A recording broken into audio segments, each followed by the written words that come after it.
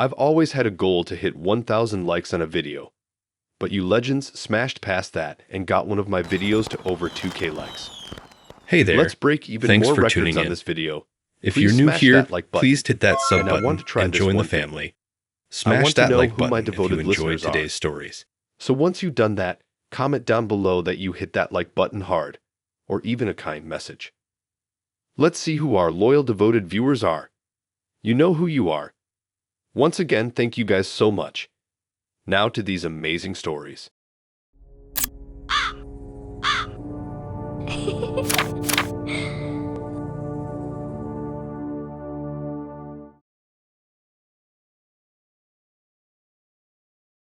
So I met this girl through a dating app. We messaged for a bit, nothing crazy, but she seemed chill. She suggested we meet at this park near downtown. I was into the idea, fresh air, something low-key. The park wasn't one of those huge nature reserves or anything, just a medium-sized green spot with a bunch of old trees, benches, and a little pond. It was early evening, the sun was dipping low, casting these weird long shadows that made the place look kind of magical, but also a little spooky if you looked too hard. When she showed up, she looked, well, normal enough. Casual clothes, kind of earthy vibes, you know? But from the moment we started walking, she didn't talk much about regular stuff. Instead, she kept glancing around like she was listening to something no one else could hear. We found a bench near a group of old trees, and that's when things got weird. Out of nowhere, she started whispering to the trees, like full-on whispering. Not just a little hi there kind of thing, but deep, serious whispering like she was sharing secrets with them. At first, I thought maybe she was messing around or trying to be artsy. I chuckled to myself, thinking maybe she was one of those tree hugger types who really believes nature talks back. But then she started singing. Quietly, but it wasn't any psalm I recognized. It sounded kind of like a lullaby, soft and slow, but it had this eerie vibe like it didn't belong in a park in the middle of the city. She wasn't looking at me at all, just staring straight ahead of the trees, eyes half closed, like she was in a trance or something. I was kind of freaked out but didn't want to be rude, so I just sat there trying to act normal while she kept doing this whisper singing thing. Eventually, she told me, without really explaining much, that she liked to be one with nature, that the trees were her friends, and that she felt more alive when she connected with them. It sounded poetic, but honestly, it gave me chills. After a while, she got up and walked right into the trees, like she didn't stay on the path or the grass. She stepped into this little cluster of trees and bushes and disappeared behind them. I called her name, but she didn't answer. I stood up, started to walk toward where she went, but she popped back out a few seconds later, looking like she was smiling, but her eyes were different. They had this cold, distant look, like she wasn't really there anymore, or maybe like she was looking at something I couldn't see. She told me again, very softly, that the trees remember everything and that they would keep her safe. At that point, I wasn't sure if she was joking or actually serious. The whole vibe was so strange I almost wanted to leave, but I felt stuck. I didn't want to be the asshole who just got up and walked out on a first date. But man, I was definitely regretting saying yes. The sun kept going down, and the shadows in the park got longer and darker. She kept moving around the trees, whispering and singing. I noticed some people walking by, giving us weird looks, probably thinking she was some kind of street performer or just plain odd. I was embarrassed and nervous all at once. Then she told me she wanted to show me something. She led me deeper into the trees, off the beaten path, into this little hidden spot I never noticed before. It was like a tiny clearing surrounded by branches and leaves, with a small pile of rocks in the middle. She said it was a special place where the trees told her secrets, where she came to listen and remember. I stood there, half expecting her to do some weird ritual or something. Instead, she just sat down, closed her eyes, and started whispering again. But this time it wasn't soft or calm. It was like she was trying to convince herself of something, repeating words over and over. At some point, I looked around and realized how isolated we were. The park was supposed to be open and public, but out here it felt like a different world. Quiet, shadowy, like no one else existed. The air smelled different too, kind of heavy and damp. That's when I started feeling uneasy. Like really uneasy. The trees around us felt less like friendly giants and more like silent watchers. I wanted to say something to get us out of there, but I didn't want to freak her out or start a fight on a first date. After a while, she got up and smiled that same eerie smile again. She said that the trees had accepted me and now I was part of the forest too. I nodded, but inside I was freaking out. I was ready to bail. We walked back toward the main path, but she kept glancing back at the trees, like she was saying goodbye to old friends. When we got to the park exit, she paused and whispered that she hoped I'd come back soon, that the trees always wait. I thanked her for the night and hurried away. The whole walk home, I kept thinking about how strange she was, how intense her connection to the trees seemed. I still don't know if she was just really into nature or if something darker was going on. Like, was she harmlessly weird or was there something more twisted beneath the surface? Either way, I wasn't about to find out. I didn't answer her messages after that, and I definitely didn't want a second date. Every time I walk by that park now, I get this weird feeling like the trees are still watching, whispering secrets I'm not meant to hear.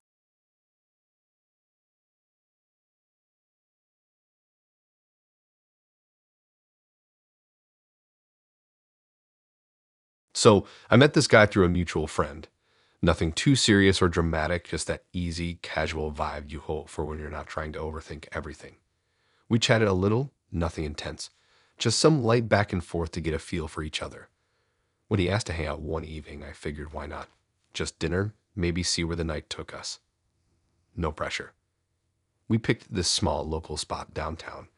Nothing fancy or pretentious, just one of those places with dim lighting, cozy booths, and enough background buzz so you don't feel like you're sitting in a library. It was the kind of place where you could actually hear yourself think between bites, and I like that. The conversation was decent enough. Standard getting to know you stuff with a few laughs here and there. No red flags, just normal. After dinner, he offered to drive me home. I didn't think twice. It wasn't a long ride, and since we had mutual friends, I felt safe enough. The city was quiet that night, streets mostly empty, the wet pavement gleaming under the streetlights after a recent rain. There was this weird kind of peacefulness in the air, like the whole world had slowed down just for us. I settled into the passenger seat, scrolling through my phone while he drove. Everything seemed fine at first. No weird vibes, no awkward silences. Just the hum of the engine and the soft rhythm of windshield wipers. I was kind of enjoying the calm after the dinner buzz. But then things got weird and fast. Out of nowhere, he started speeding. Not just a little over the limit, I mean noticeably faster. I looked up from my phone and thought, okay, why the rush now? I was about to ask when suddenly, without warning, he reached over and popped my car door open while we were still moving. I swear, my heart just jumped into my throat.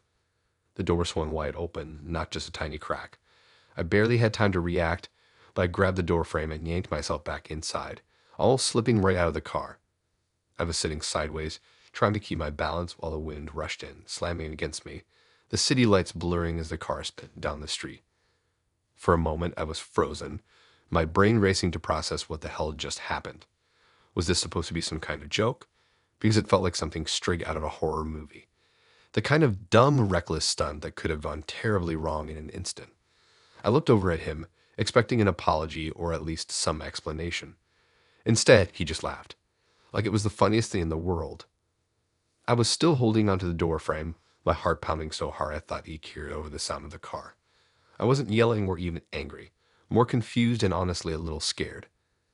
I kept thinking about how close I'd come to falling out onto the street, how easy it would have been for another car to come speeding by right then. It wasn't just reckless, it was downright dangerous. After a few seconds, he finally shut the door, but that grin on his face didn't fade. I wanted to say something, to make him see how serious this was, but the words just stuck in my throat. Maybe I was still in shock, maybe I didn't want to make a scene in the silent car speeding through the quiet streets. So I just kept my eyes on the road ahead, pretending everything was fine. The rest of the ride was tense and quiet. He didn't bring it up again, and honestly, neither did I. But inside, I felt this small voice screaming that something wasn't right. I kept wondering if I was overreacting. Maybe he thought it was a harmless prank, but deep down, I knew I wasn't wrong to feel shaken. When we pulled up to my place, I got out of the car as fast as I could. My legs felt shaky, my hands trembling slightly from adrenaline. I glanced back once, and there he was, sitting in the driver's seat, still grinning like the whole thing was just some big joke. Walking into my apartment, the adrenaline started to fade, and a cold realization settled in.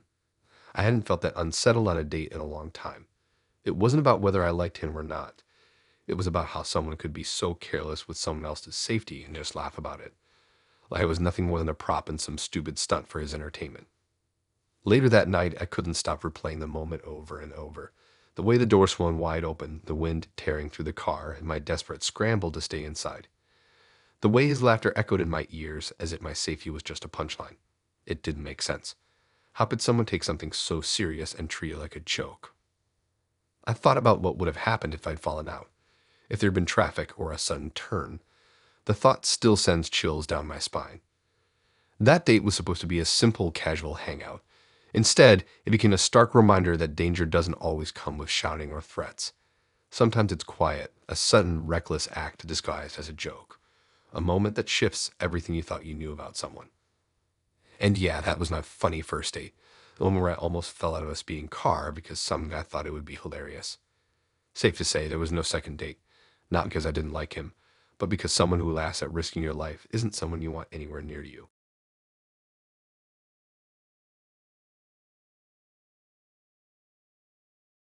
I thought it'd be chill, grab a couple of drinks, talk a bit, see if it was a vibe.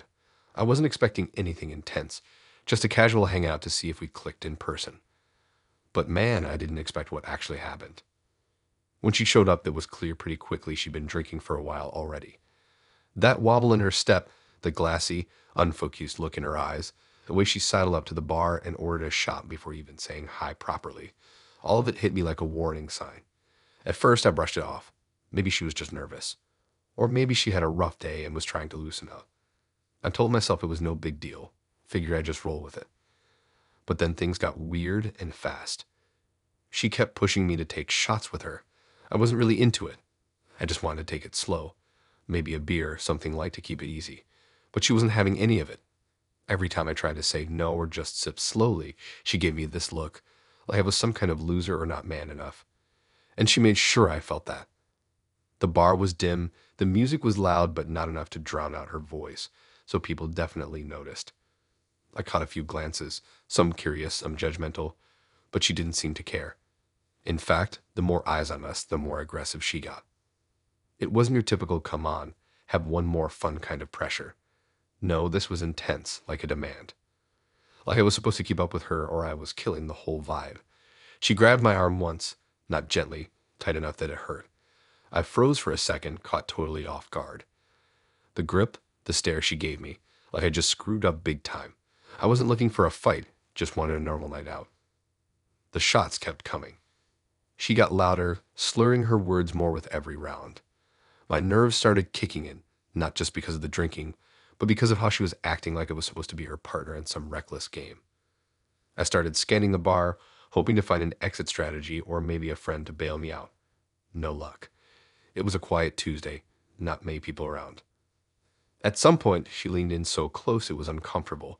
Her breath was heavy, eyes wild, and she started criticizing me for not drinking enough. Not teasing. No, it was mean, like punishment. Like I was some kind of joke or disappointment because I wasn't matching her level. The words cut deeper than I wanted to admit. I tried to stay calm, told myself maybe she was just having a bad night or going through something tough. But when she grabbed the shot glass from the bartender and slammed it down hard, daring me to do the same, I realized this wasn't nerves or stress anymore. She was on power trip, and I was stuck right in the middle of it. The bar's neon lights flickered and blurred in my vision as I sat there, feeling more trapped than I had in a long time. The people around us started looking over, some with pity, some with judgment, but she didn't care. She was caught up in the storm of alcohol and attitude. I was just the guy she was dragging down with her. I don't remember much about the ride home. She kept pressuring me the entire way, like it was some twisted game where I had to prove something or lose. I mostly nodded, kept quiet, hoping to get out of the car safely and never look back. The next day, my head hurt, and so did the memory of that night, not because of the drinks, but because of the vibe she gave off, like I was some kind of target or project. I kept thinking about how fast things went from maybe fun to straight up disturbing. It blew my mind that I'd spent hours with someone who acted like that, who thought it was okay to push that hard, demand that much, and not care all about how I felt. That night wasn't just a bad date. It was a flashing warning sign I couldn't ignore. And yeah, it sucked. But now, every time I think about dating, that night pops up in my mind. Not because I'm scared to meet new people, but because I learned how quickly things can spiral when someone's not respecting your boundaries. when someone's only interested in pushing you to their limit instead of actually getting to know you. It's funny. You go into these things hoping for connection, but sometimes what you get is a glimpse into a side of people you never wanted to see. And honestly, that's why I didn't reach out again. I'm not interested in a repeat of that chaos. I want something real, but I also want to feel safe, respected. That night taught me those things aren't just nice to have, they're essential.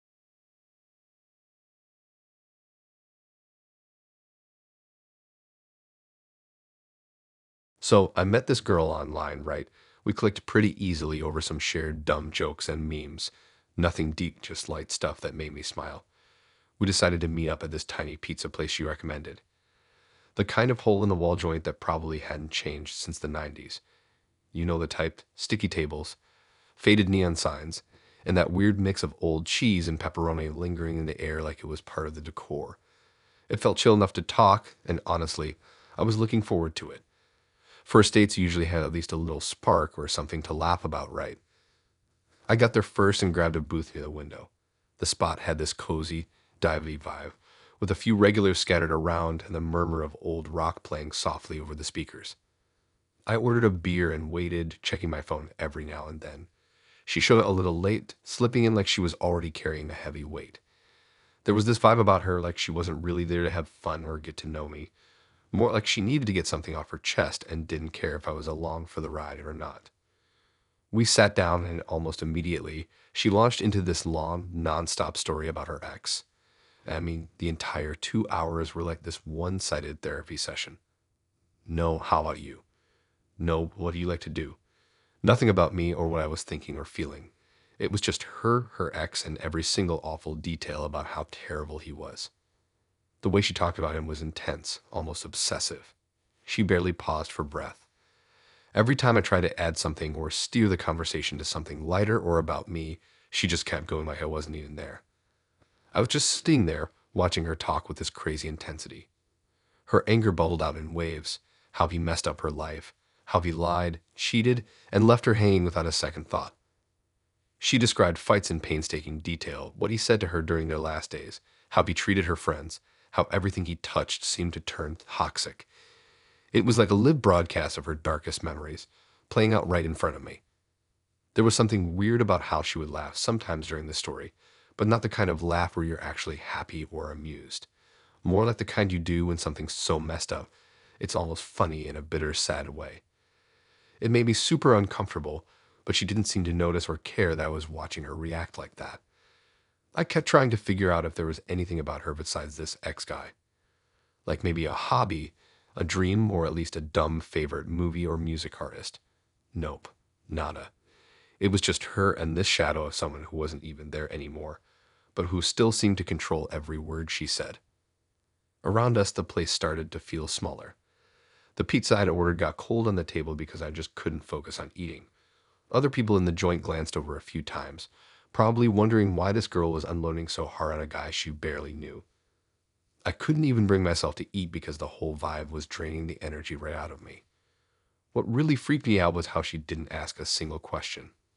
Like, I didn't exist to her beyond this audience for her rant. I was ready to bail a couple of times, but kept hoping maybe she'd snap out of it or at least notice I was there. But nope, nothing changed. At one point, she pulled out her phone and started scrolling through old texts from the ex, showing me screenshots like they were evidence for some big trial or court case. I didn't know what to say, so I just nodded and stared at my half-eaten slice of pizza, feeling more like a witness than a date. As the hours ticked by, I realized this wasn't just a vent session. It was like she was trapped in the past, dragging me through it whether I wanted to go or not. I felt less like someone on a date, and more like a therapist or some poor sucker stuck on the other end of a very painful monologue. I remember watching the clock on the wall, willing the night to end. I kept telling myself to be patient, that maybe if I just sat through this, it'd get better, or at least I'd get some kind of clue about who she really was beyond this ex-shadow. But the deeper I got sucked in, the less I recognized her as a person I'd want to see again. When it finally ended, she got up, suddenly serious, and said she had to go deal with some stuff. I was honestly relieved. I paid my share, gave a polite thanks, and just walked out, my head spinning. Outside, the night air was sharp and cool. It felt like a reset button, a clean break from that suffocating booth where I had been trapped listening to hours of someone else's pain and anger. I thought about how crazy it was that I'd spent 2 hours with someone who didn't even want to know me, who only wanted to dump all her emotional baggage on me. And yeah, it was disturbing. Not in some dramatic, horror movie kind of way, but in a raw, real way. Like how much people can bring their personal trauma to the table on first dates without realizing how heavy it is for the other person. I never heard from her again, which was probably for the best. But every time I think about that night, it feels like a weird blur, a long, draining monologue where I was just stuck listening, trapped in a story that wasn't mine, with no chance to speak or connect. And honestly, that's one day I won't forget anytime soon.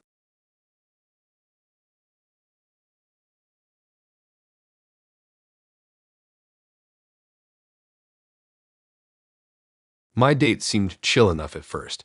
We'd been messaging a bit, cracking a few jokes, nothing intense or heavy. Just some casual banter that made me think maybe this could be a low pressure meetup. We agreed to meet at this tiny coffee shop I'd barely even noticed before, tucked away on a quiet side street. The kind of place with an indie vibe. Dim lighting, random art hung unevenly on the walls, and some old couches that looked like they'd been there forever.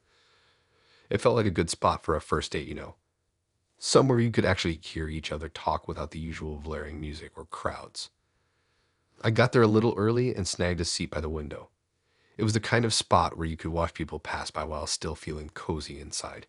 When he walked in, he looked like his photos, but there was something off. Like the smile didn't quite reach his eyes. I thought maybe the guy was just tired or overthinking, so I pushed the feeling aside. We ordered our drinks.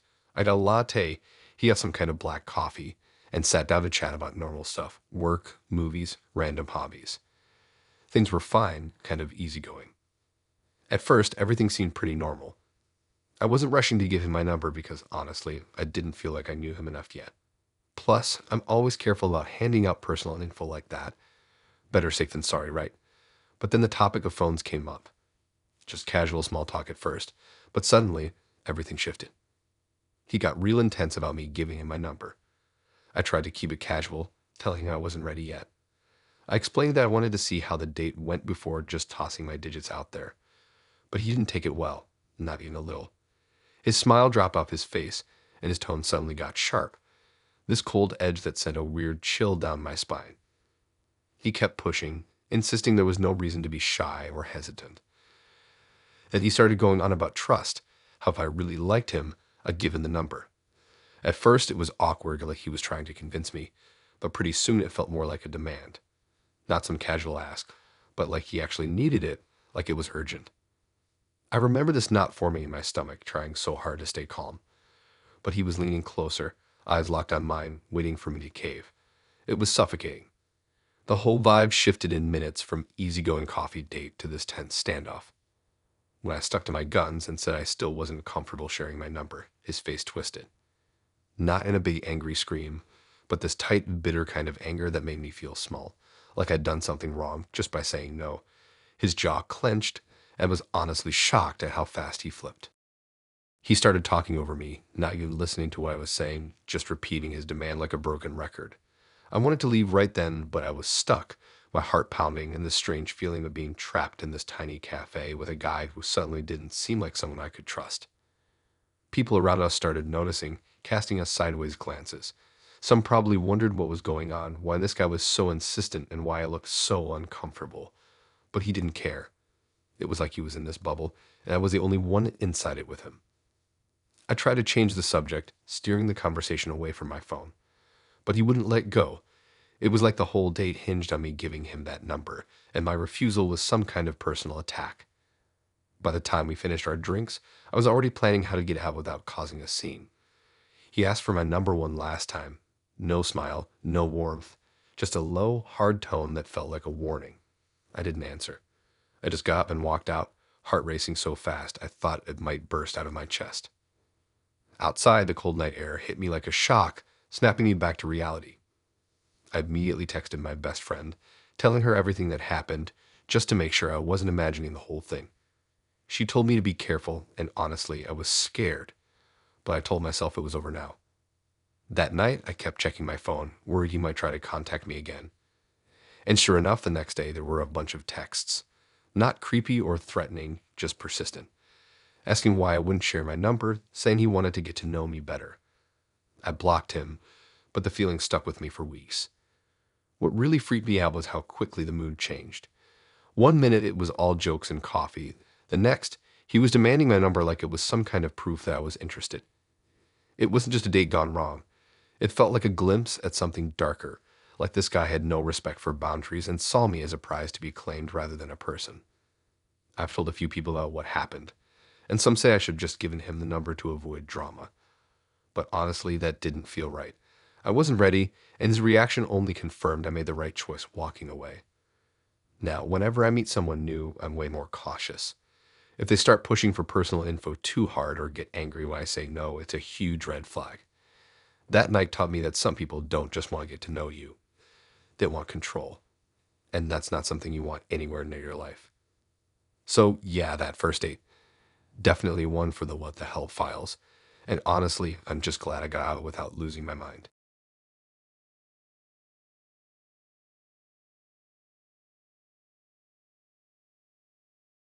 I thought it was just gonna be a chill dinner. Like normal, right?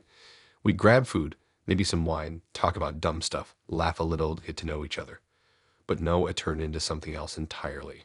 I'm still trying to figure out exactly what happened that night, but the whole thing blurred so fast I barely remember half of it. All I know is by the end of it, I felt like I'd been dragged into some alternate reality and not in a fun way. So she invited me over to her place. It was a small apartment but cozy, walls covered with weird plants and little jars of stuff I didn't recognize. Like the whole vibe was kind of earthy and mystical, maybe too much for a first date, but I didn't think much of it. I was more focused on not messing up the date than analyzing the decor. She started cooking in the kitchen, and the smell was kinda herbal, like those fancy teas people brag about, but stronger. When she served the food, it looked normal enough, greenish, leafy, and all kind of mixed together. No meat, no obvious carbs, just this weird salad with some broth. She kept insisting it was healthy and good for clearing your mind. I just ate it, figuring maybe she was one of those health freaks or whatever. But soon after, things started feeling off. It began subtle, like a tiny buzz in the back of my head. Then the room seemed to breathe a little, like the walls were moving slowly in and out.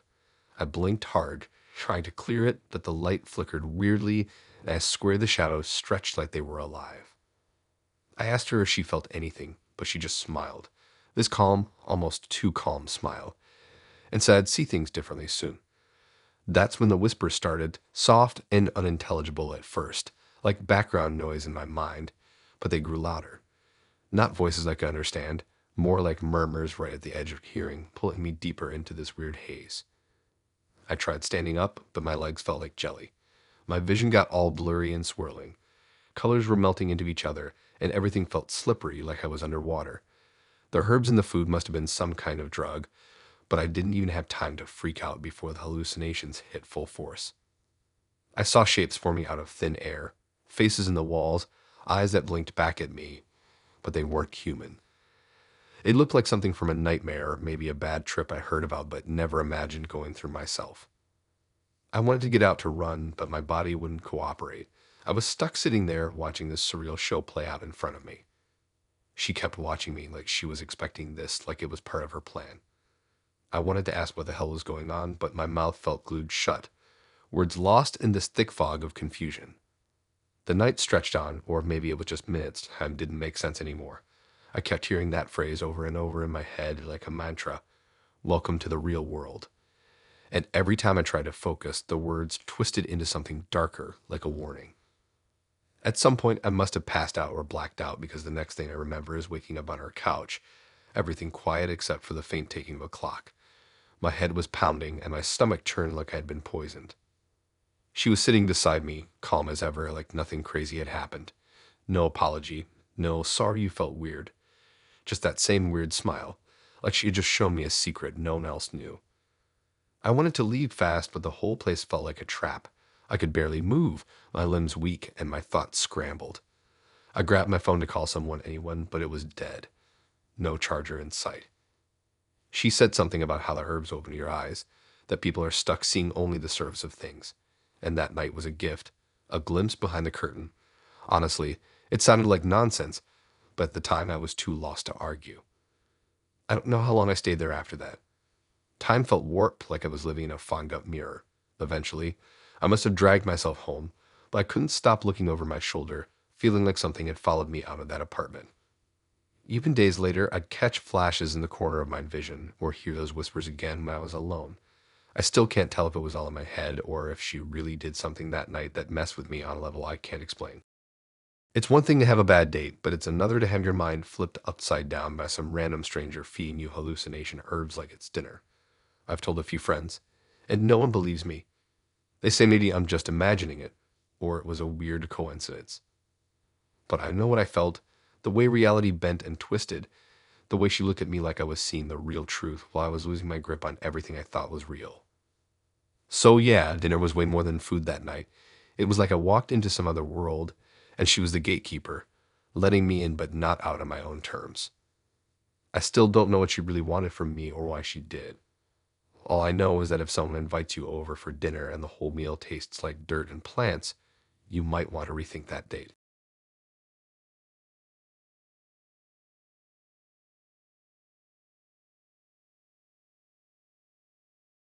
I thought the beach would be chill, like sun, sand, waves, all the good vibes, right? So when we agreed to meet there for our first date, I was actually kind of excited. The sun was out, the sky was that perfect light blue, and people were scattered around, some playing volleyball, others just lounging on towels. It was one of those days where everything looked laid back, like nothing could go wrong. I showed up in a bikini because it was hot as hell, and I figured why not? I'm not someone who worries about what people think of my body. I've got my flaws, sure, but it's summer and I wanted to enjoy the water without overheating. He was already there when I got to the spot, sitting on a blanket near some dunes, eyes squinting in the sun. I went over smiling, ready to start the day. At first, things were pretty normal. We walked along the shore, talking about dumb stuff, laughing at seagulls stealing fries from some tourists. I was actually starting to think maybe this dude was all right. Then, out of nowhere, he just stops walking and looks at me like I'm some kind of problem. He said I shouldn't be wearing a bikini if I looked like that. At first, I didn't get it. I thought maybe he meant something about the style, or maybe the color. But no, it wasn't about the bikini. It was about me, how I looked in it. That phrase just hung in air, heavy and weird, and I could tell he wasn't joking or trying to be funny. He actually meant it. I felt my chest tighten. I looked down at myself, wondering what exactly he was talking about. I've never been super skinny or a model type, but I've always been comfortable in my own skin. But there was something in his tone, like he thought I was messing up the whole beach vibe just by showing up in that bikini. The sun was blazing, and around us people were still chilling and having fun, but for me, the day shifted in a weird, uncomfortable way. It wasn't just that comment. It was the way he said it. Cold, like a judgment not even hidden behind a joke or a smile. We kept walking, but I started noticing every glance from him was like a silent critique, like he was cataloging every inch of me and finding it wrong. I tried brushing it off, thinking maybe he was awkward or didn't know how to talk to someone he barely knew. But then he started making these comments about how some things are better covered up, and how not everyone should show that much skin. His eyes didn't even flicker with kindness. It was like he was lecturing me, but in the creepiest way possible. I looked around to see if anyone else noticed, but the beach was its usual chaotic, happy mess, and no one paid us any mind. Still, every word hit me like a cold splash of water. I felt like I was suddenly under a microscope, exposed and critiqued for something that should have been normal. I tried to change the subject, talk about the waves or the sunset starting to show its colors, but he kept steering the conversation back to how I was dressed, how I looked, how people might think less of me if I didn't change. The whole vibe fell off, like I was less of a person, just a body he was dissecting and deciding wasn't good enough. I wanted to leave, honestly. The sun was hot, and this guy was making me feel small and weird in a place where I should have felt free. At one point, he even mentioned how certain things should be earned before you show them, like it was some kind of secret club, and I was just out here breaking all the rules by wearing a bikini. I felt so weirdly trapped. There was no yelling, no outright nastiness, just this constant, quiet pressure that made me want to disappear. It was like I was on display, but not in a fun way, more like a science experiment gone wrong. The beach, which had started out as this bright, carefree spot, turned into this weird space where I felt judged and wrong for something as simple as my choice of clothes.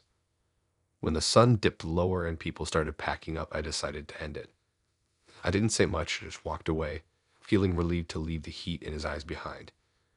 The whole ride home, I kept thinking about what he said.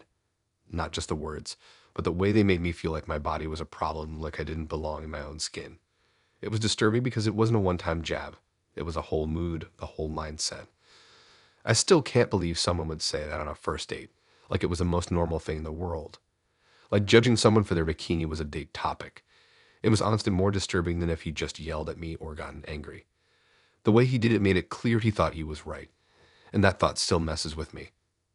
So yeah, the beach was beautiful that day, but my first date, not so much. It's weird how a few words can totally change the vibe of a whole day, especially when those words come from someone who's supposed to be getting to know you. Anyway, I'm not going back to that beach with anyone like him anytime soon.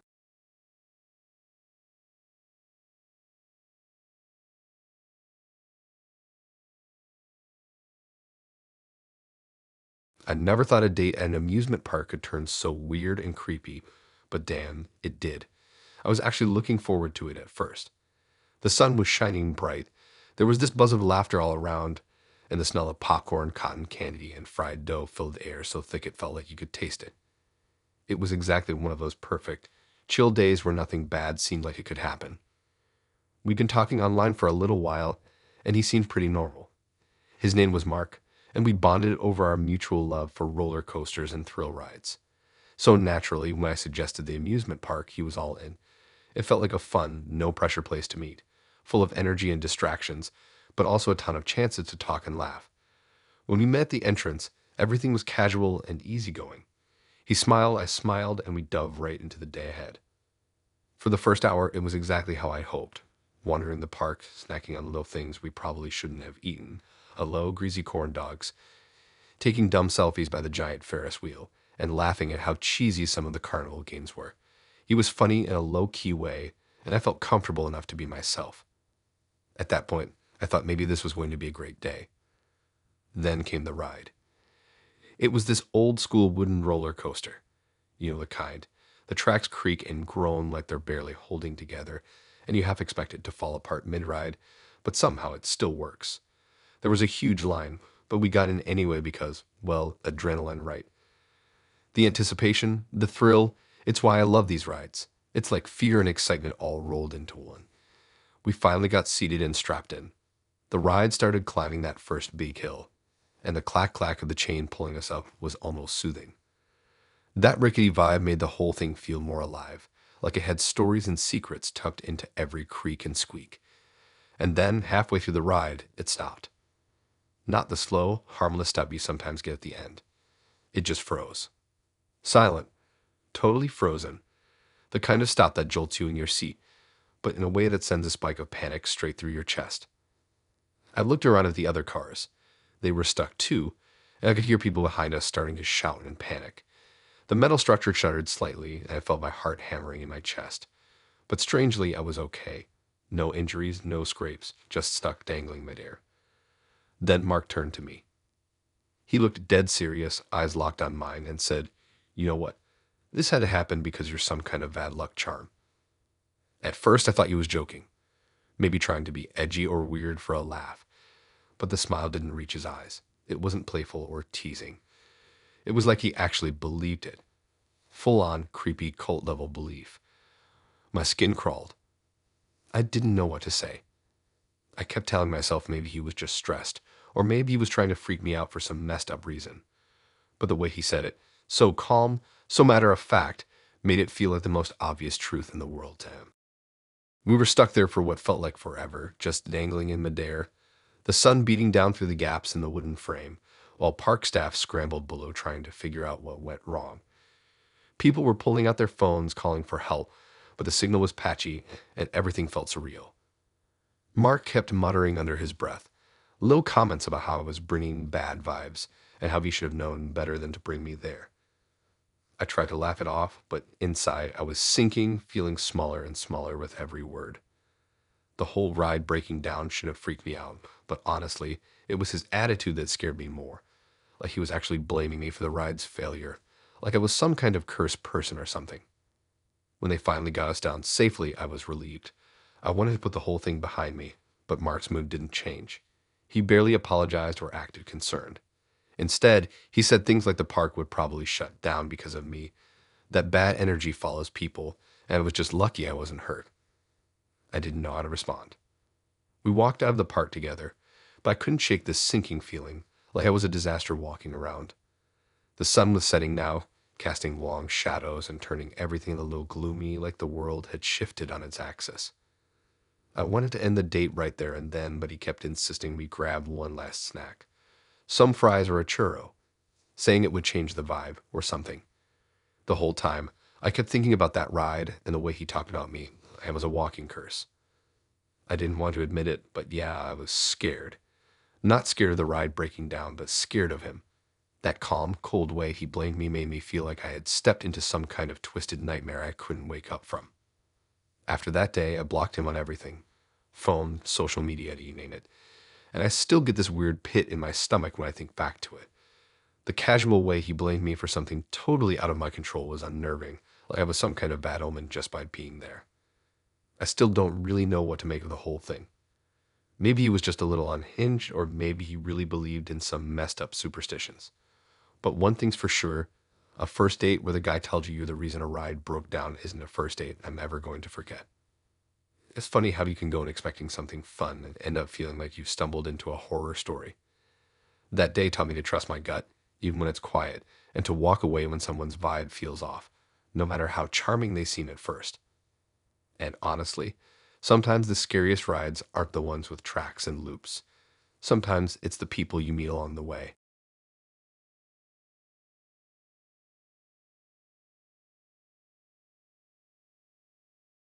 Okay, so this one time I went on a date that honestly still messes with my head whenever I think about it. I met this girl, let's call her Emma, through a mutual friend. She seemed cool at first, like chill vibe, funny, easy to talk to.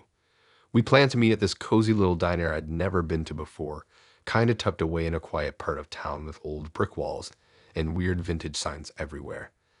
Nothing special, but a nice spot for dinner. I got there first, sat down, and waited. When Emma walked in, she looked fine, but something was already off. Like she was carrying this huge bag that looked way too big for just a purse. She plopped it on the chair next to her, and I didn't think much of it. People bring bags, right? But as the date went on, that bag started feeling really weird. So we're eating, and everything's pretty normal for the first 20 minutes. Then Emma just casually pulls out this crumpled piece of clothing from the bag. It looked like a shirt that looked way too familiar. I realized it was mine. Like my actual shirt, the one I wore yesterday.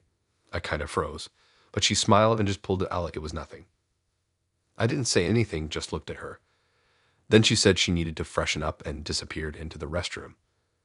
I sat there, my mind racing, trying to figure out how the hell she even got my stuff.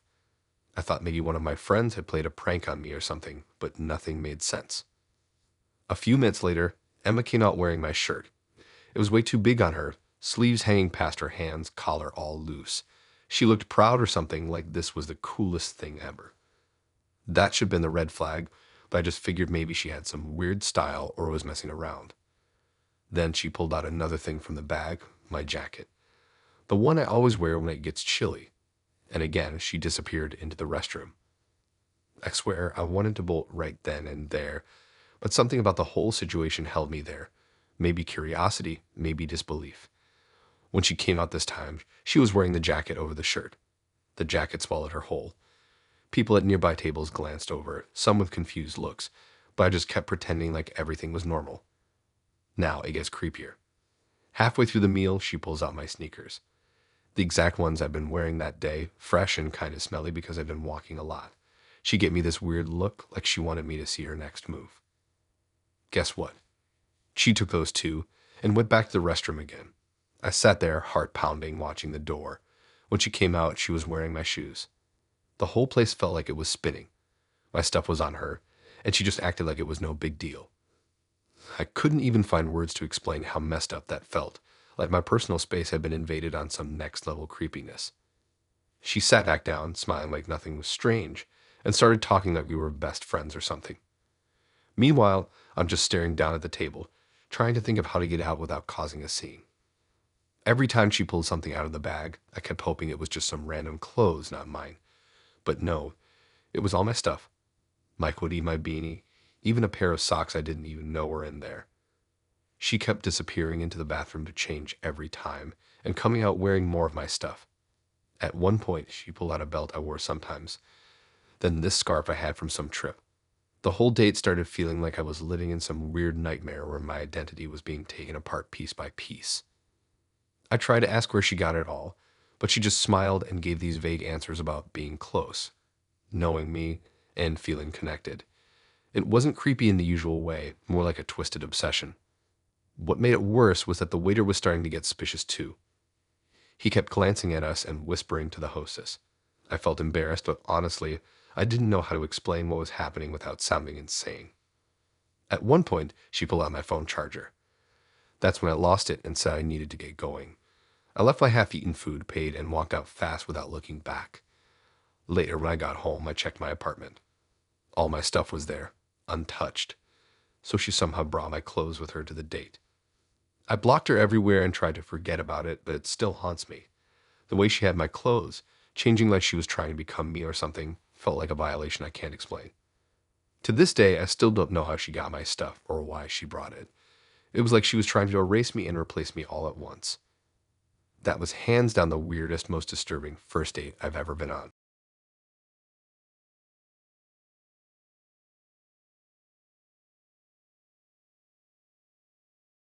So, I gotta tell you about this one first date that felt like it came straight out of a horror movie, but it was 100% real. Like, even thinking about it now makes me want to double check my phone, lock all the doors, and maybe even look under the bed twice before I sleep. It was that unsettling. I met this guy, let's call him Mark, on a dating app. We'd been chatting for a few days, and honestly, he seemed okay. A little intense, yeah, but I figured maybe that was just passion or the way he showed interest. Some people are just really focused when they like someone. We set up a date at this little diner off a quiet street, one of those classic American joints with red vinyl booths, checkered floors, and a jukebox tucked into the corner. Nothing fancy, but cozy enough to actually have a conversation without yelling over blaring music or crowded noise. When I got there, Mark was already sitting in one of the booths, looking way too serious for a first date. Not nervous, serious, but like he was expecting something huge, like the fate of the universe was hanging on this night. I sat down across from him, and almost immediately he started talking about some weird stuff: karma, past lives, souls connecting across time. I was half listening, thinking maybe he was into some new age thing or had just binged a bunch of metaphysical documentaries. It was kind of interesting at first, but a little out there for a casual first date. Then, about halfway through our meal, things took a sharp turn into Crazy Town. Mark reached into his jacket pocket and pulled out this old, folded up piece of paper. It looked like it came straight out of a history book or a museum. The paper was yellowed and brittle, with edges that looked like they had been handled a million times. The handwriting on it was delicate, looping, and totally archaic, like it was written in the 1800s or something. I honestly thought it was some kind of weird prop, like maybe he was trying to be funny or make the night memorable with a joke. But nope. He opened it up carefully and showed me a birth certificate dated back to the 1800s. There were two names on it. One was his, or at least a version of his name, and the other was mine, or really close to mine. He said, with all the gravity in the world, that we'd been married in a past life, that this document was proof. Like we were soulmates, destined to find each other again in this life, and that the paper was some sort of magical evidence of that. He kept insisting it wasn't a coincidence, that it was fate. I remember sitting there feeling this cold, heavy weight settle right in the middle of my chest. The diner noises around us faded into background static. The people walking by the windows blurred like I was in some sort of tunnel vision, and all I could focus on was that crinkly old paper and the intensity in his eyes. I tried to laugh it off, thinking maybe he was messing with me or trying to pull some elaborate prank, but his face didn't budge. No smirk, no wink, just this unwavering, serious expression like the paper wasn't just old, but actually sacred proof of our cosmic connection. He went on for what felt like forever about how our past life connection explained why we met, why we clicked so naturally, why he felt like he'd known me forever. He talked about how this was supposed to be our chance to fix what went wrong back then, like some kind of second chance love story that needed to happen. At some point, I realized I hadn't asked a single question or said much because I was just stunned, caught between disbelief and this creeping sense of dread. It felt like I was trapped in a nightmare where everything was just slightly off, but way too real to ignore. The whole diner vibe got creepier by the minute. The flickering neon sign outside buzzed louder. The clinking of dishes sounded sharper, and Mark kept showing me different parts of the document like it was a treasure map or a sacred relic. It was like the world around us slowed down, and I was stuck in some weird alternate reality. I desperately tried to change the subject, asking about normal things. What kind of movies he liked, what music he was into, but every time I tried, he'd steer it right back to the birth certificate and our supposed past lives. It was like he was obsessed, and nothing else mattered. When the waitress brought the check, Mark paid without even looking away from me, like he was waiting for me to agree to something. I wasn't sure what to believe him, to accept this crazy fate he was pitching, to sign some invisible contract I didn't know about. I got up suddenly and said I needed some air, just to get away from the whole surreal moment. Outside, I took a deep breath and tried to shake off the feeling that the world was slightly off kilter, like I'd been pulled into someone else's strange story. We didn't text after that night. I blocked him after a few strange messages that showed up the next day. Stuff about the souls being reunited, time to make things right, and our destiny waiting to be fulfilled. It felt like something out of a horror movie script. Sometimes when I'm alone and it's quiet, I think about that old birth certificate folded up in his pocket and wonder if he really thought he was right or if it was some elaborate delusion. Did he really believe in that past life nonsense, or was it a creepy way to control me, to make me feel trapped in some fate I didn't sign up for? Either way, it was the most disturbing date I've ever had. And honestly, I'm still not sure if I should laugh about it or be scared whenever I think about it. Because the whole thing felt like a glimpse into a strange, twisted world where reality and fantasy collide, and you don't quite know where you stand. Dating is weird, and people are even weirder. But this was next level. It taught me to trust my gut, to notice when someone's vibe feels off, and to run fast when a date starts sounding like a ghost story. So yeah, that night at the diner. Definitely one for the what the hell just happened files. And I'm just glad I got out without signing up for some kind of eternal soul contract or whatever.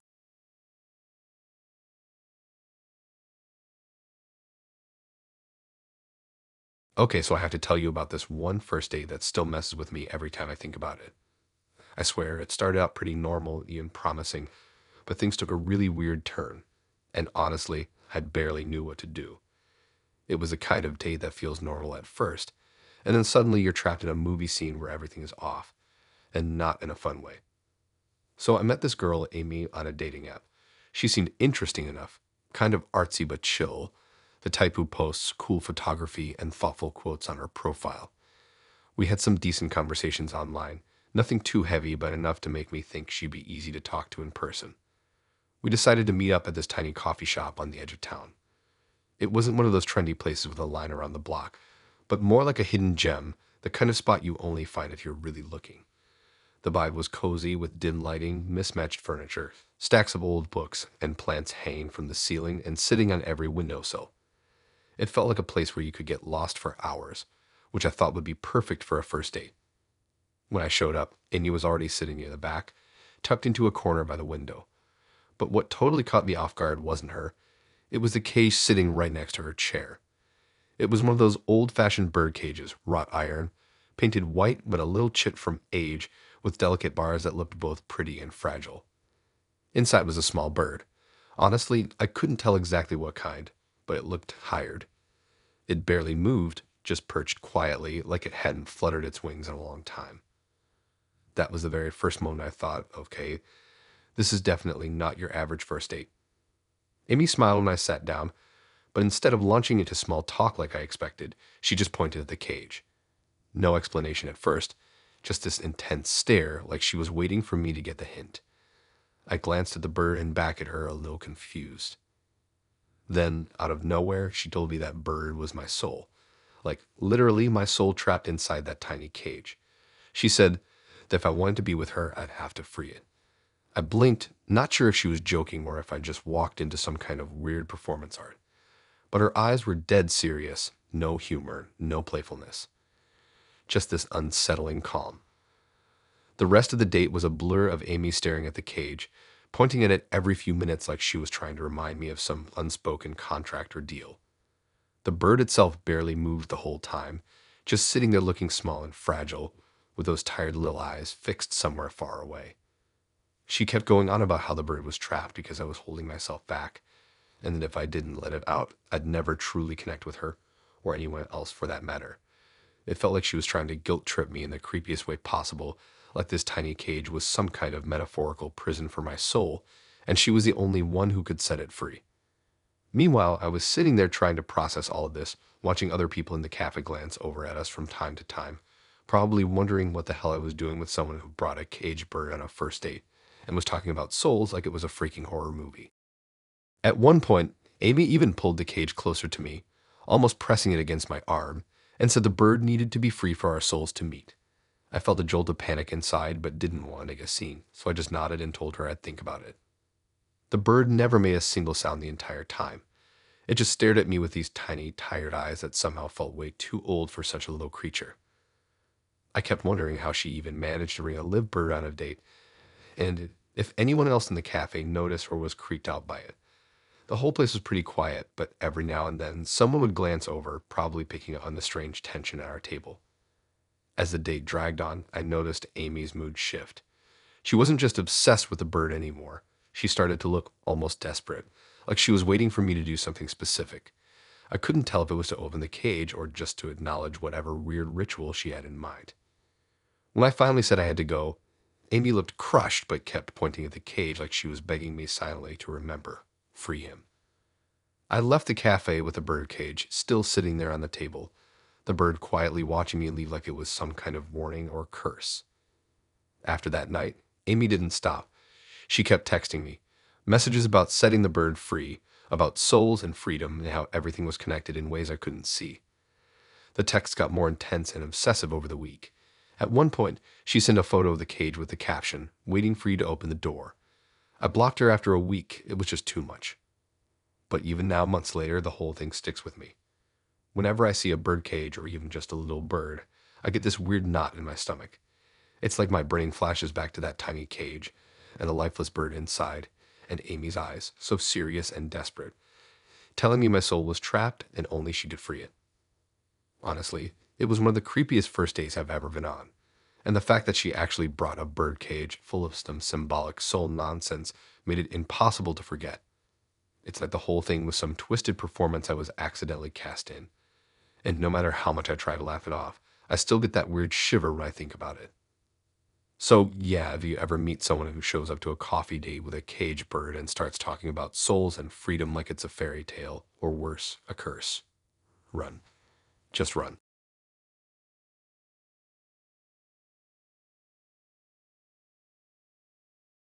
Okay, so I really have to tell you about this day I went on a while back because honestly, it was one of the weirdest and creepiest things I've ever dealt with, and I don't even know how to explain it without sounding like I made it all up.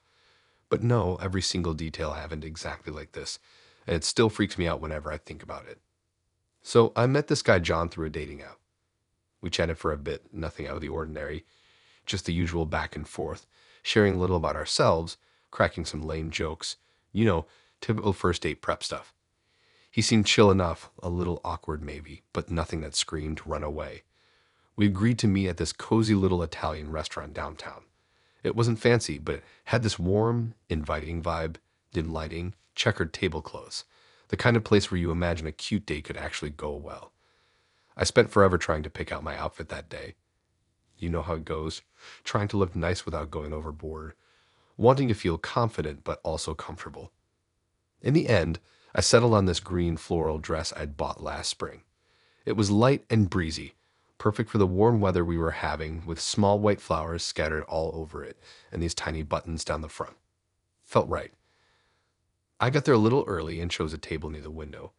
The place was busy but not packed, with soft Italian music playing in the background. I was scrolling on my phone, just trying to calm my nerves and get ready to actually meet this guy. Then John walked in. Right away, something was off. Before I could even say hi, my eyes landed on something sitting at the table across from me. It was a doll. Not a tiny doll or a stuffed animal, but a full-on human-sized doll, sitting perfectly still in a chair, staring straight ahead. My heart kind of skipped a beat because that's just not something you expect to see on a first date, or ever really. And then I noticed what it was wearing. The doll was decked out in the exact same green floral dress I had on. Same pattern, same fit down to the tiny little buttons on the front. It was like someone had gone into my closet, picked out my outfit, and put it on this doll. I blinked a couple of times, thinking maybe my eyes were messing with me. But no, there it was, sitting there perfectly still, its blank, plastic face staring forward. John walked over carrying a small bag and sat down next to me like this was the most normal thing in the world. I was frozen for a second, trying to figure out if this was some weird joke or some kind of bizarre art project I didn't get. I mean, who brings a doll on a first date? And not just any doll, one that looks exactly like you. John smiled, but it didn't reach his eyes. It was one of those smiles that feels practiced, like he was performing for me. Then, without missing a beat, he started arranging the doll in the chair, adjusting its dress, fixing the hair, making sure it sat just right. I just sat there, unsure what to say or do, feeling like I'd been dropped into some strange dream. The waiter came by a couple of times and didn't seem to notice or care about the doll sitting there, which honestly freaked me out even more. Like maybe this was normal for John's dates. That thought made me want to bolt right then. The whole dinner, I couldn't shake the feeling of being watched. Not by John, but by that doll. It was facing me the entire time, and even though it couldn't move or blink, it felt like it was studying me, or maybe judging me. I tried to talk to John about normal things, work, movies, music, but he kept glancing sideways at the doll between bites of his pasta, like he was waiting for it to respond or approve something I said. Halfway through, John pulled out his phone and showed me a picture of the doll sitting in a chair in his apartment. Same dress, same lifeless eyes. The place looked pretty neat, but that doll sitting there, all alone, gave the room a creepy vibe. I asked why he even brought the doll along. He looked me dead in the eye and said something like, "I wanted you to feel comfortable, like you weren't alone." That line, it did not make me feel comfortable. If anything, it made my skin crawl.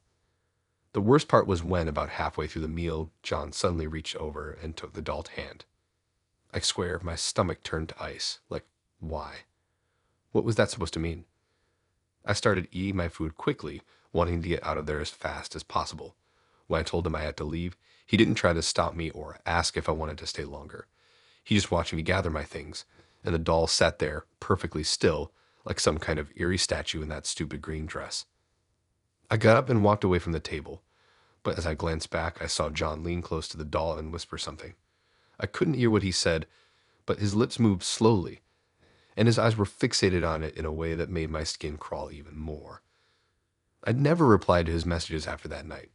I blocked him on the app, my phone, everywhere. Even thinking about it now makes my stomach tighten. And the weirdest thing is, whenever I see a doll or a mannequin dressed in clothes, even just in a store window, I get this strange flashback to that night, to the empty eyes staring at me from across the table, to that green dress sitting there waiting. Honestly, I don't think I'll ever forget that dinner. The way that doll sat there like it was waiting for me to come back, and the way John acted like it was the most normal thing in the world to bring a human-sized doppelganger to a first date. If there's one thing I've learned, it's this. Sometimes, the things people bring with them on a date say way more about them than their words ever will. And sometimes those things should absolutely be a deal breaker.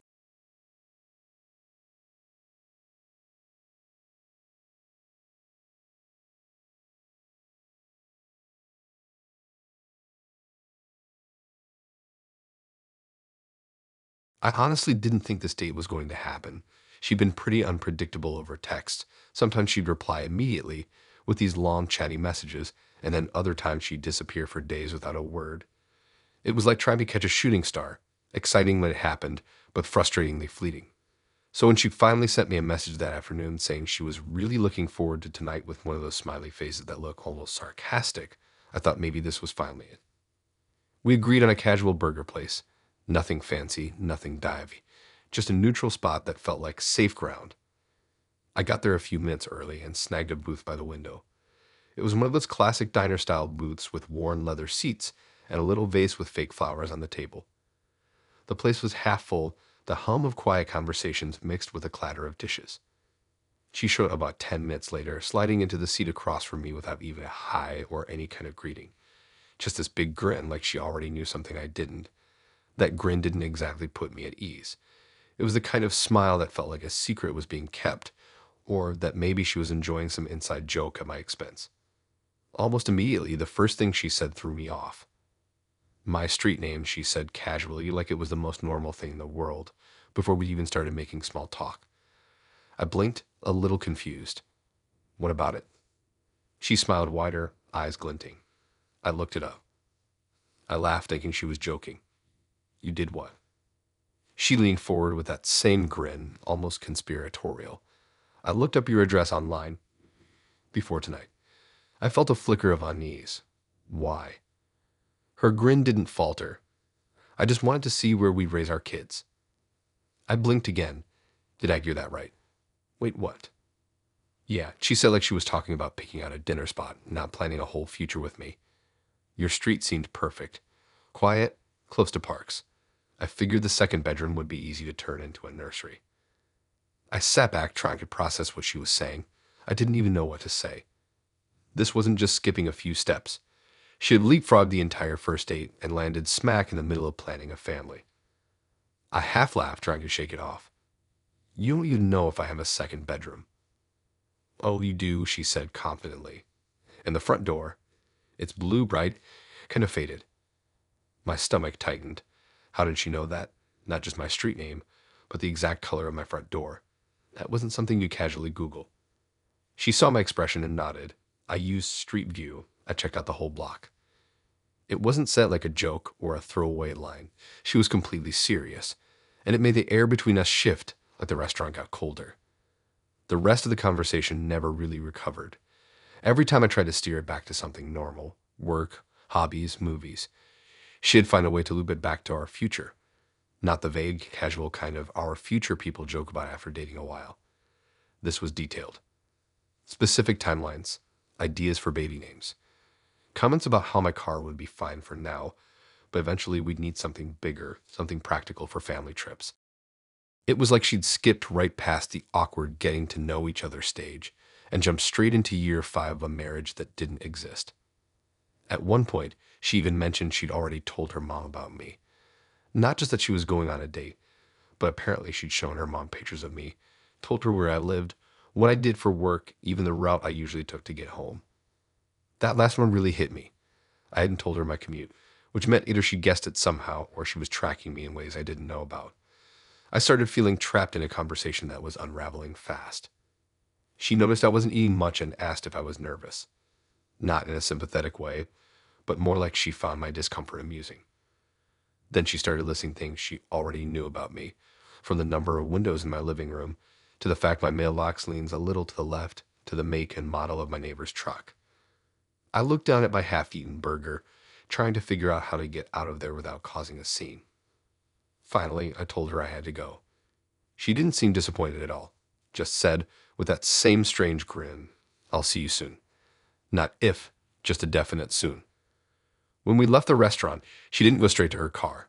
She stood on the sidewalk, watching me walk to mine, still smiling like she was savoring something I wasn't part of.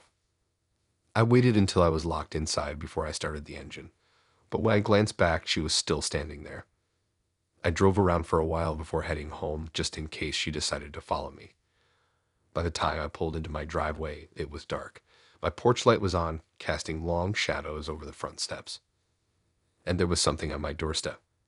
A small paper bag, no note. Inside was a jar of baby food. I swear I froze. That night, I barely slept. My mind kept racing, imagining every possible reason why she'd leave something like that. The next morning, I checked my phone. There was a single message from her, just a photo. It was a picture of my house, taken from across the street, sometime after I'd gotten home. No caption. My stomach turned. I blocked her everywhere. On every app, every social media, even my phone. But for the next couple of weeks, I kept thinking I saw the same silver car parked down the street. It never stayed long enough for me to be sure. Then one day, it just stopped showing up. I don't know if she gave up or if I just got lucky, but I still get that weird feeling whenever I pass by that burger joint, or when my phone buzzes with a message from an unknown number.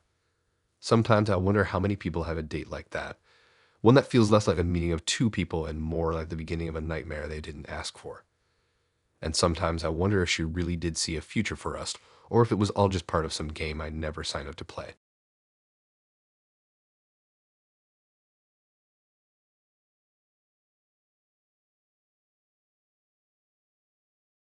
I knew from the second I sat down that something was off.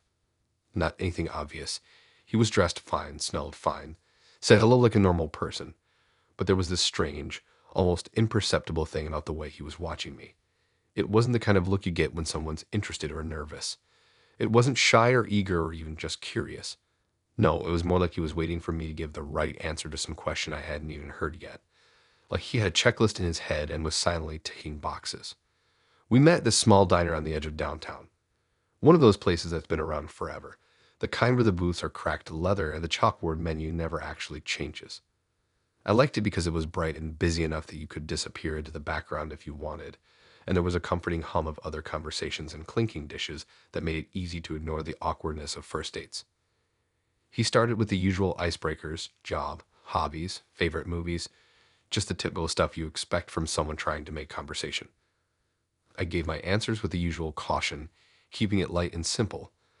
Then, just as I was starting to relax a bit, he dropped the first of his questions. In one breath, like he was reciting a script. Do you have any roommates? A boyfriend? Family nearby?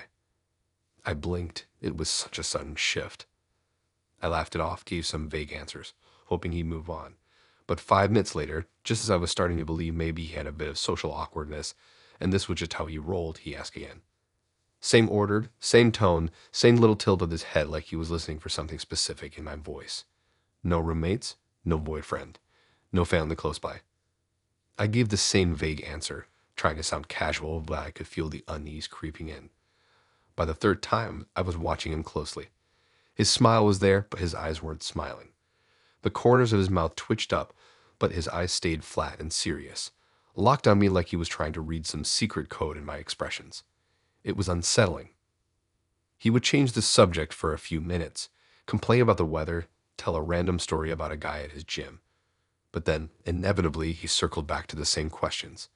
No roommates, no boyfriend, no family nearby. And every time, he said it like it was the most important thing in the world, like he was checking if I fit some invisible profile. I started stretching my answers out, adding extra details just to fill the silence and steer the conversation somewhere else. I talked about my job in more depth, made jokes about my terrible cooking skills, even described the weird neighborhood cats that wandered around my street. None of it stuck. He nodded along like he was interested, but his eyes never left me. And then, like clockwork, he looped right back. After about 20 minutes, I stopped eating altogether. My plate sat there mostly untouched, while I pushed the food around, feeling my stomach tighten with each question. He, on the other hand, ate slow and steady like he wasn't in a hurry, like he had all the time in the world to watch me. I tried flipping the script and asked him where he lived, who he lived with, what his life was like. His answers were short and vague. No mention of friends or family, just cryptic stuff like, I like my privacy, or I keep to myself. He didn't even tell me what neighborhood he was in. What made it worse was how casual he was about it. He didn't lean in or lower his voice like it was some secret he was sharing. He just dropped those questions in the same way someone might ask what you're doing this weekend, over and over. At one point, I excused myself to go to the bathroom.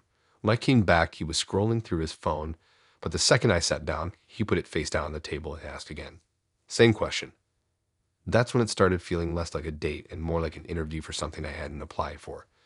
Like he was checking off certain boxes before deciding what to do next. The diner had big front windows, and every time someone walked past, his eyes didn't follow them. They were always on me.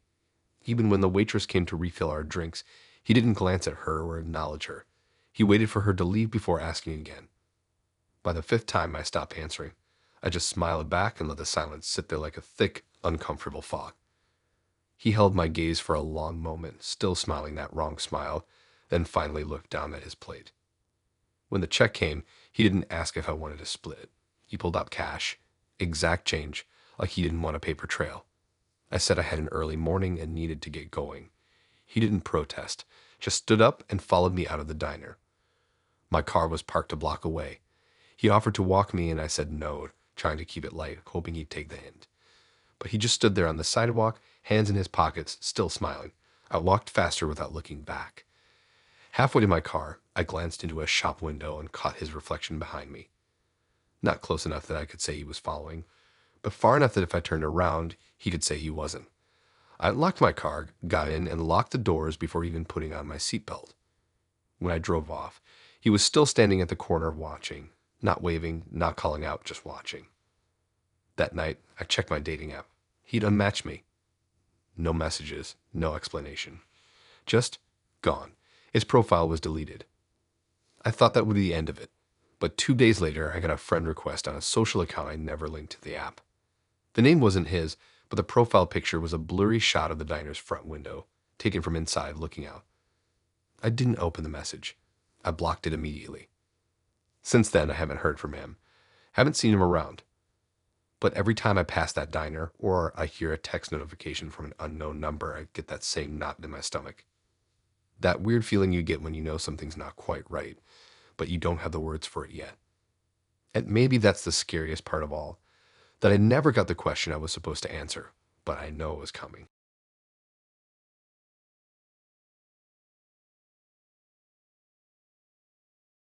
I knew this date was gonna be a little odd from the start. Rita was one of those people who sent rapid fire texts, like before I could even finish reading one. The next was already popping up. It was exhausting, but also kind of funny, in a chaotic way that made me think maybe she'd be entertaining in person. We settled on a mid-tier Italian place for dinner. Safe, public, decent lighting, nothing fancy but not a dive either. Perfect for a first meetup. When I got there, she was already seated in a booth near the window, wearing a big smile and leaning back like she'd been waiting a while, but wasn't mad about it. Her presence was loud, not in a shouty way, but that kind of energy that makes you notice her voice carrying just enough that people at nearby tables could hear bits and pieces of her stories. I clocked it pretty quickly. She launched straight into talking, stories about her job, her friends, how she used to own a bird that hated her. She talked with her hands a lot. Within the first 5 minutes, she knocked her fork onto the floor and barely seemed to notice. The whole thing was fine. Not magical, not terrible. We ordered food, me, some basic pasta, her, something with way too many toppings to be practical, and just settled in. The conversation bounced around from one thing to another, but mostly it was her talking and me listening, trying to keep up with her bursts of energy.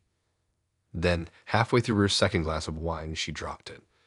Not in a casual way, like slipping a small fact into the conversation. It was more like a bombshell.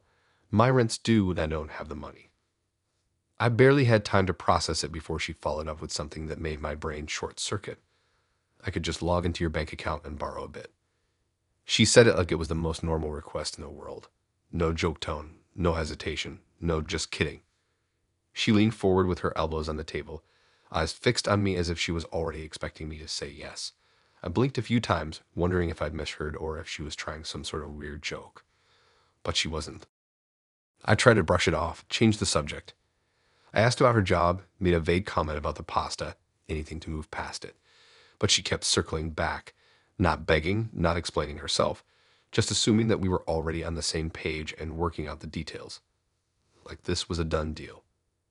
She started asking specifics, what bank I use, how I logged in, whether I had one of those little key fob security things for two-factor authentication, all while twirling pasta around her fork and acting like we were discussing vacation plans.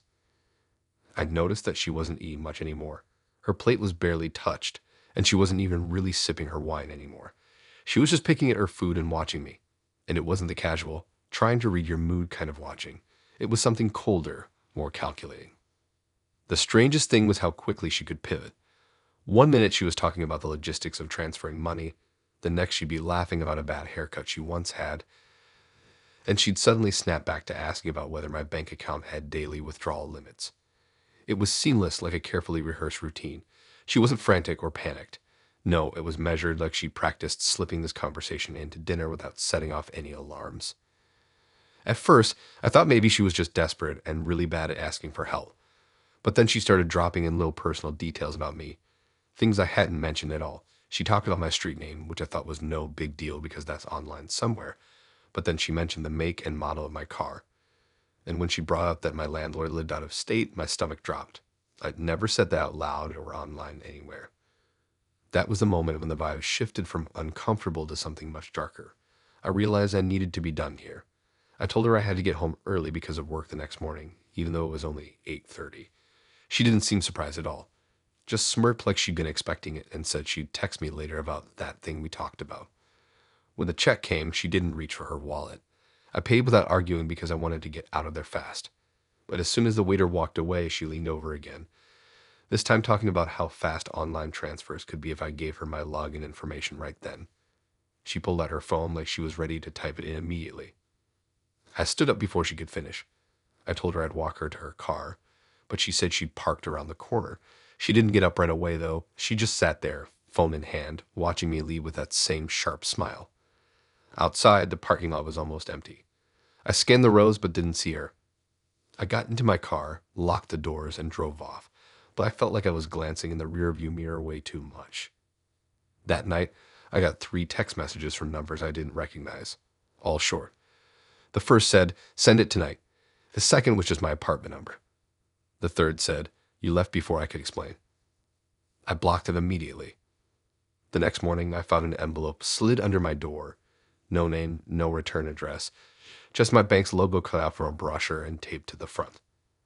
After that, I switched banks the same week. It felt safer, and I deleted every social media account that might have given away any more information. I haven't heard from Rita since. No calls, no texts, no friend requests. But sometimes when my phone buzzes with a number I don't recognize, my heart skips a beat. And every time I walk past that Italian place, I catch myself glancing over my shoulder, half expecting to see that sharp smile watching me from the window.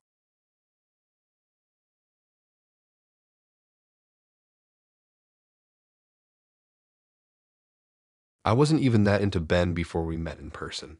He was fine over texts, kind of funny, kind of awkward, but not exactly the type that makes you count the days until you meet. Honestly, I was more curious than anything else. We agreed to grab coffee in the middle of the afternoon, which felt safe. Middle of the day, public place, no pressure, no awkward late night weirdness. When I got there, he was already sitting at a corner table, 2 drinks waiting. One was the exact order I told him I liked, which was a little weird, but whatever. Some people think that's charming, right? He wasn't bad looking, just a bit off. There was something about the way he leaned forward every time I spoke, like he was memorizing every word. And he didn't blink much. Like, really didn't blink. I noticed it right away. It was subtle but unsettling, like he was hanging on every syllable, but maybe not in a good way. The coffee itself was fine. Nothing special, just enough to keep the conversation moving. We talked about basic stuff, jobs, hobbies, random movie opinions. He wasn't super talkative, but he seemed really focused on me, which I wasn't sure if I liked or not. It felt more like an interrogation sometimes, but I kept telling myself he was just nervous. About halfway through, he mentioned he had something cool to show me at his place. My stomach dropped a little. I hesitated, obviously. Inviting someone I barely knew to their place wasn't exactly on my comfort list, but he made it sound harmless, like it was just some quirky collection or a weird hobby. And it was only a 10-minute drive. I told myself I'd just see whatever it was and leave. His place was a small, 1-story house at the edge of town. Nothing fancy, nothing creepy from the outside. The kind of place that blends in so much you could walk past it without a second glance. But when he opened the door, I immediately noticed the silence inside. It was too quiet. No background noise, no music, no TV, no faint hum of a fridge. Just silence. The inside was clean, but in a strange way. No clutter, no random personal stuff lying around. It felt more like an Airbnb than a home. No photos, no knickknacks, no sign that anyone actually lived there. The furniture was sparse and neutral. It had the vibe of a place staged for someone else to move in, not a place someone actually called home. He led me down a narrow hallway, and I noticed a door at the very end with a heavy padlock on it. A big metal thing. He said, "That's where the cool thing was." My chest heightened immediately, that familiar warning feeling that screams, maybe this is a bad idea. But before I could say anything, he was already pulling out a key and unlocking the padlock. When the door swung open, I froze. The room was lined wall to wall with mannequins, dozens of them, all dressed in women's clothes, dresses, skirts, coats, and every single one had a wig, not just any wigs either. They were all the same shade and style as my hair, long, same color, even the same messy waves. Some of the mannequins were standing stiffly, others were sitting in chairs, a few were posed like they were frozen mid-conversation. The lighting was dim, and there was a faint smell in the room, not bad, just dusty and stale, like no one had been in there for a while. He stepped inside and started pointing out certain ones, saying how he put them together himself.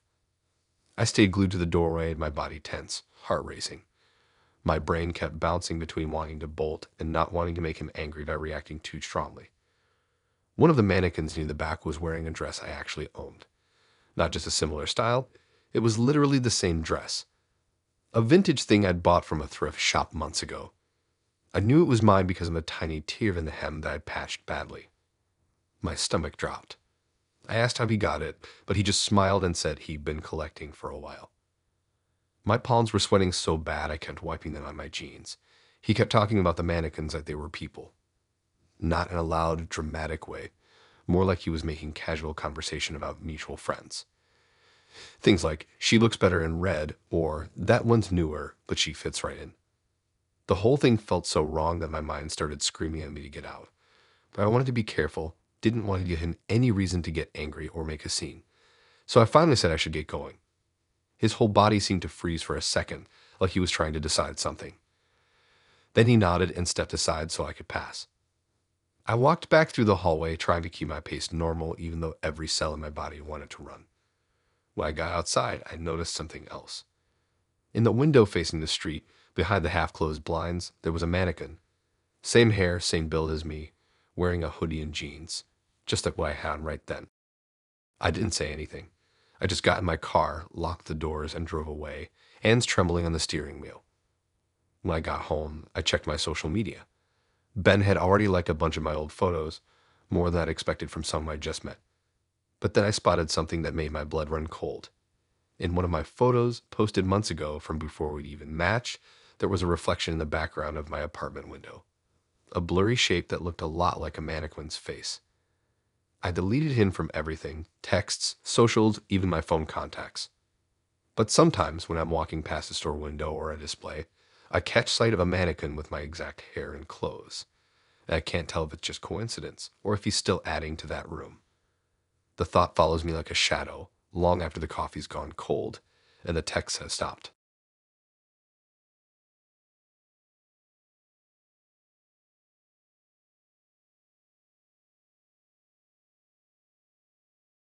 I swear I wasn't expecting anything weird.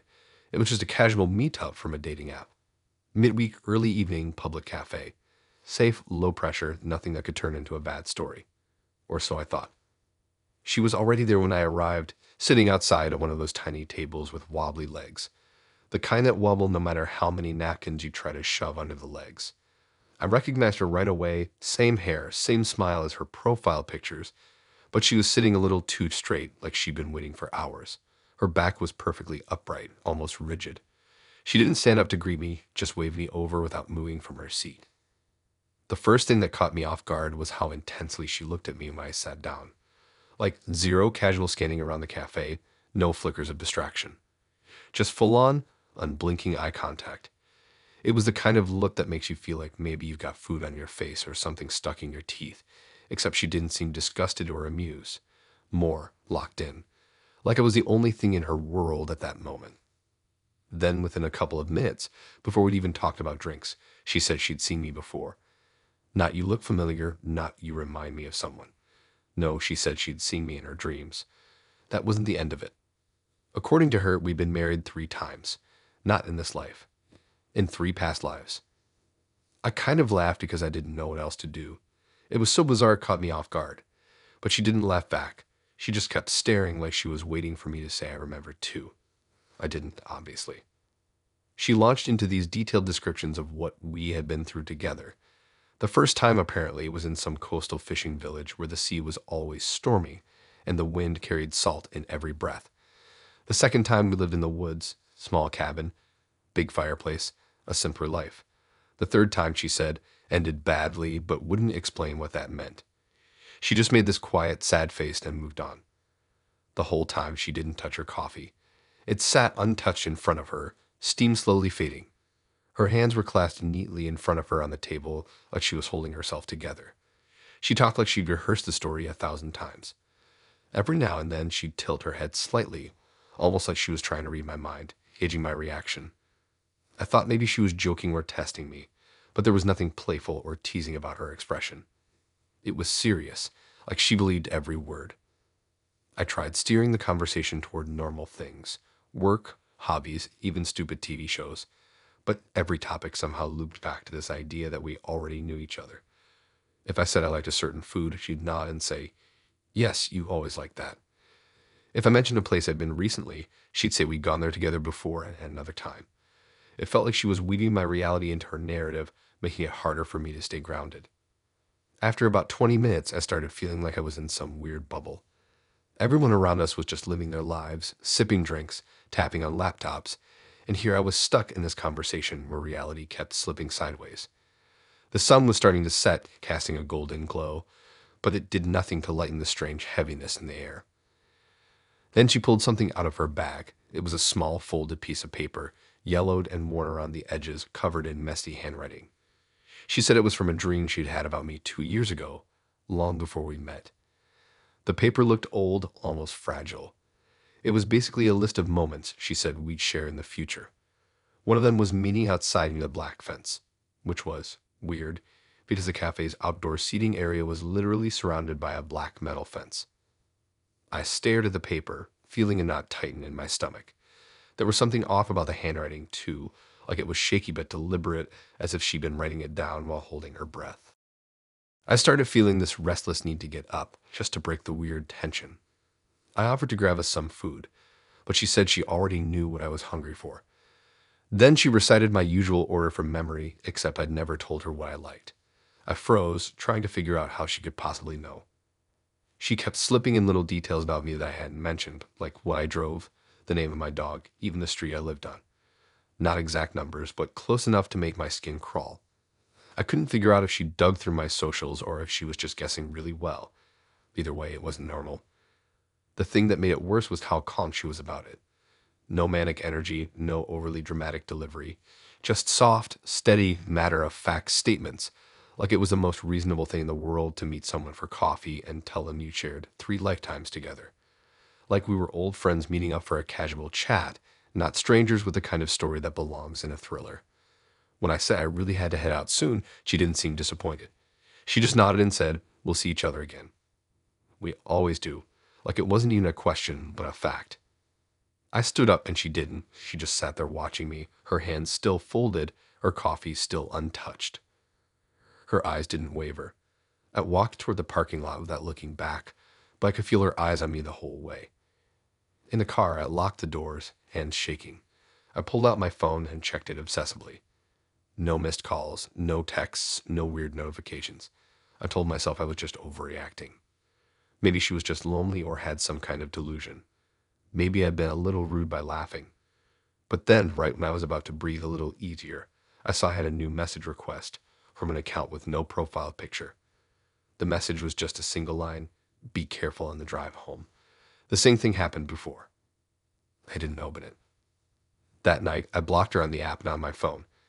I deleted the messages, tried to scrub her from my digital life, but part of me kept thinking about that list she'd shown me. The second thing written down right after the black fence was sitting in your car with the engine off, thinking about me. And that's exactly what I was doing. Sitting there, engine off, staring out at the street, feeling like I just stepped into someone else's nightmare, one I couldn't quite wake up from.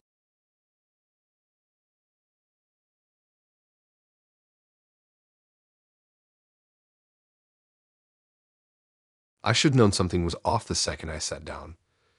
Dang was already at the table, sitting perfectly straight-backed, hands clasped neatly in front of him like he'd been waiting for an interview instead of a date.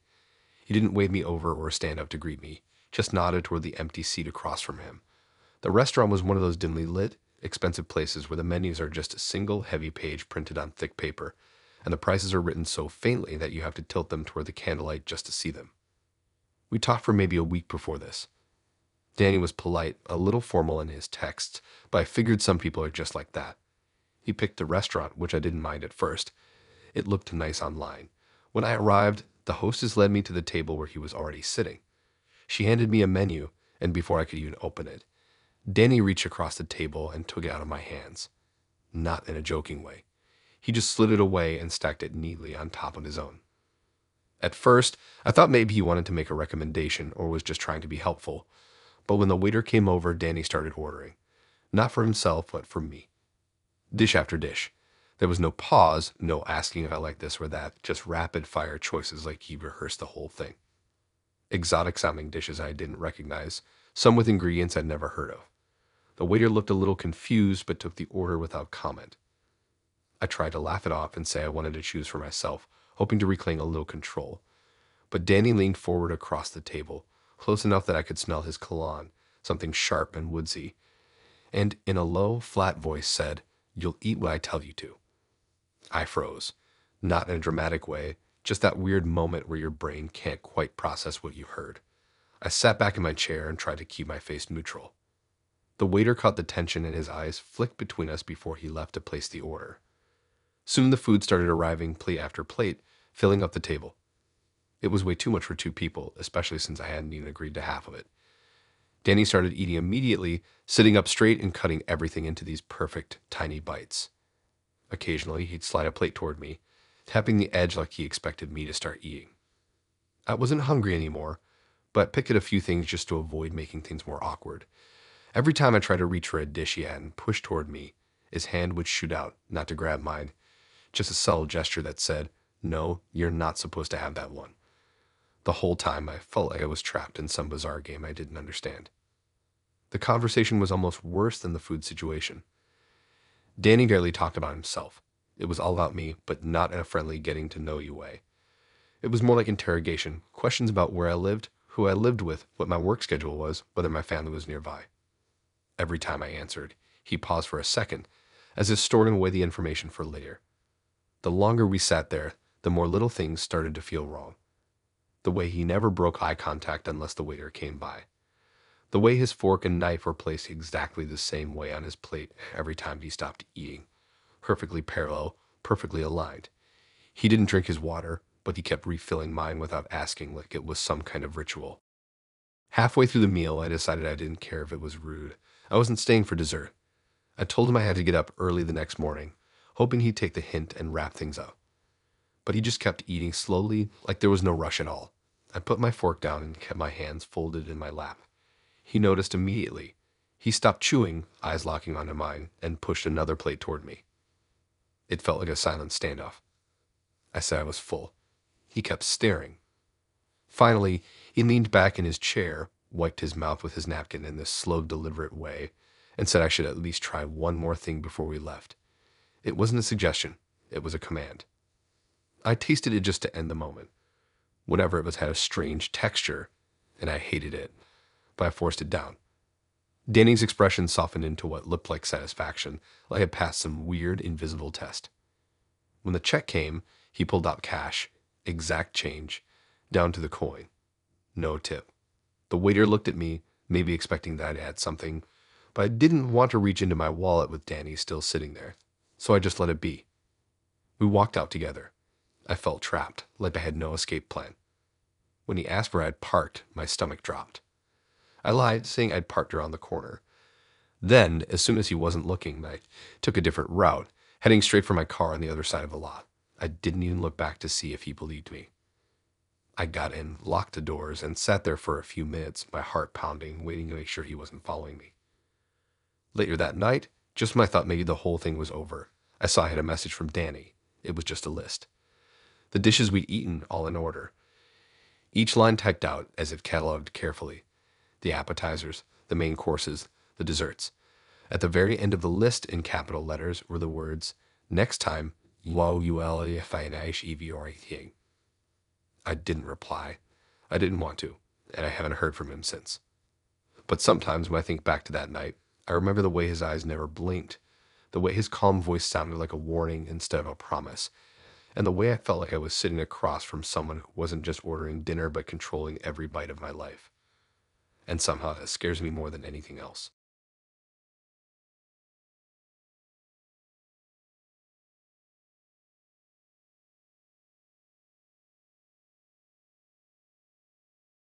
I honestly thought it was gonna be a normal date. Not amazing, not terrible, just average. The kind where you meet up, talk a bit, figure out if you even want to see each other again, and that's it. We'd been messaging for maybe 2 weeks. He seemed fine. Kind of drive, but that's not a crime. We'd agreed on this little diner halfway between our places. Bright lights, greasy food, and those fake plants in dusty corners. I liked it because it's the kind of place where you can just leave without it being a big deal. When I walked in, he was already there, sitting in a booth by the window. And so was someone else. Not with him exactly. This guy was at the next booth over, but facing our table directly. Like his seat was turned slightly toward us. I figured it was just some random customer until I noticed the way they looked at each other when I walked in. It wasn't a hey stranger look. It was that quick flick of recognition. I sat down across from my date. He smiled, but it felt like the kind of smile you give when you're hiding something. The other guy didn't say anything. Just sat there with his hands flat on the table, staring right at me. Not at us, at me. No phone, no drink, no menu. I kept glancing over, expecting him to get up and leave, but he didn't. He blinked, sure, but his eyes didn't move off me for more than a second at a time. The weird part was that my date wasn't acknowledging it at all. Like, how do you not notice someone sitting a few feet away, just watching?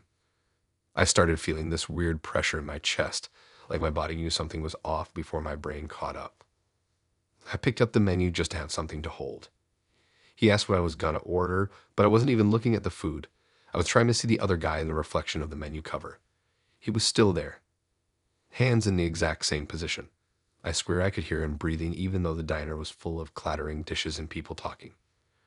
When the waitress came, she glanced between the two booths like she was trying to figure out if we were all together. She didn't say anything, but she hesitated just a second too long before taking our order. The food came. I wasn't hungry anymore. My date was talking about some road trip he wanted to take in the fall, but I could barely hear him because I was so aware of the eyes on me. I thought maybe the guy would at least eat something, but no, he didn't touch anything. Didn't even have a glass of water, just sat there. I started wondering if they came together. Like maybe the staring guy was his friend or his brother or something, and they thought this was, I don't know, normal. Some kind of twisted approval thing. Every time I looked at my date's face, I could still see the other guy in my peripheral vision. Still. Silent. About halfway through the meal, my date excused himself to go to the bathroom. He left his phone on the table, screen down. The second he walked away, the other guy's head tilted slightly. Not much. Just enough that I could tell it was intentional. We made eye contact for the first time, like real, locked eye contact, and I felt my stomach drop. There wasn't anger there or anything I could name. Just watching. Studying. His mouth twitched like he wanted to say something but didn't. My brain started running through ways to leave without causing a scene. I thought about just getting up and walking out, but what if they were both waiting outside? What if the staring guy followed me? My skin felt too tight for my body. When my date came back, the staring guy's head went back to its original position, and it was like nothing had happened. My date started eating again like we were just two normal people on a normal date. I couldn't focus on anything he said. The rest of the meal dragged. I didn't even taste my food. Every time I swallowed, it felt loud. The air felt heavier than when I walked in. My eyes kept darting to the booth next to us, hoping maybe the guy had left, but no. Same posture, same stare. When the check came, my date paid without asking. The other guy didn't move, didn't reach for a wallet, didn't say a single word.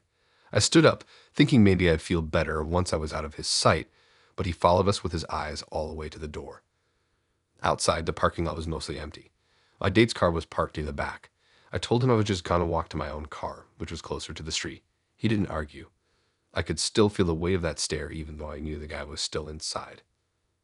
I got in my car, locked the doors, and started the engine. That's when I saw movement in my side mirror. The other guy had stepped outside. He wasn't coming toward me, just standing there under the yellow glow of the diner sign, watching my car. I pulled out without looking back.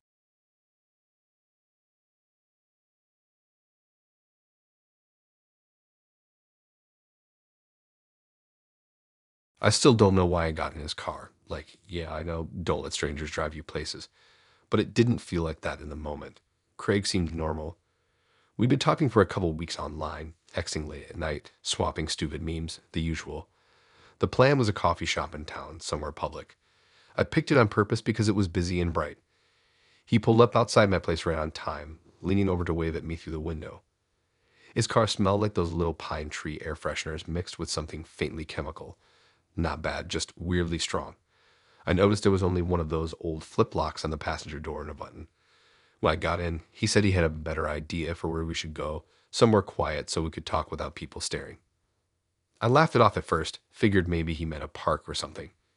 He took a turn off the main road, then another, and before long it was just long stretches of cracked asphalt, fields, and the occasional clump of trees. My phone signal dropped to nothing about 20 minutes in. I told myself it was fine. People go to out-of-the-way spots all the time. Still, I kept glancing at the GPS on the dash, but it wasn't even on. His phone was face down in the cup holder.